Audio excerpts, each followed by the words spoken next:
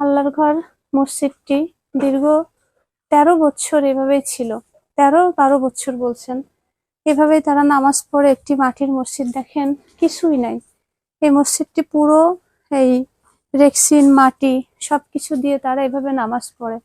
তো এই মসজিদটি দেখার পরে আমার অন্তরটা অনেক কেঁপে যায় যে আল্লাহ আল্লাহ, আপনার ঘরগুলো যদি এরকম হয়, আমরা তাহলে কেমন বান্দা বান্দি। যে এখানে প্রায় ৪০০ মানুষ নামাজ পড়ে, কিন্তু কোনো গরম, মসজিদের ভিতরে রোদের তাপ নাই, একটা ফ্যান নাই, কিচ্ছু। আপনারা দেখেন যে এখানে একটা মানুষ হাঁটে না, যে এখানে একটা পার্টিতে নামাজ পড়ে, এখানে রেক্সিনে নামাজ পড়ে। আমি সিদ্ধান্ত নিলাম যে এই মসজিদটা এভাবে থাকতে দেওয়া যায় না। একটা মসজিদ দেখেন বেড়া, এই যে এই দেখেন বেড়া, এগুলো সব বেড়া। আমি দেখেছি যে ১ কিলোমিটারের মধ্যে ৪টি মসজিদও অনেক জায়গায় আছেন, কিন্তু এটা ৮ কিলোমিটারের মধ্যে কোনো মসজিদ নাই।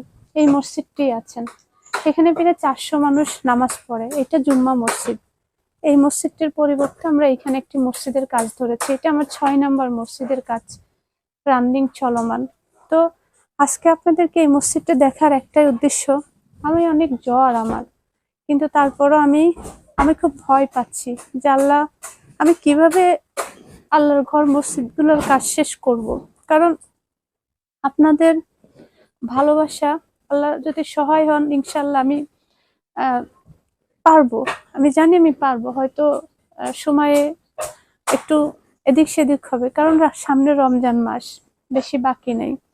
কিন্তু রমজান মাসের আগে আমি তাদেরকে কিছুই উপহার দিতে পারলাম না।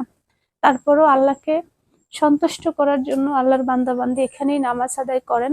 এখন বর্তমানে এই মসজিদের পরিবর্তে এই মসজিদের কাজ চলমান।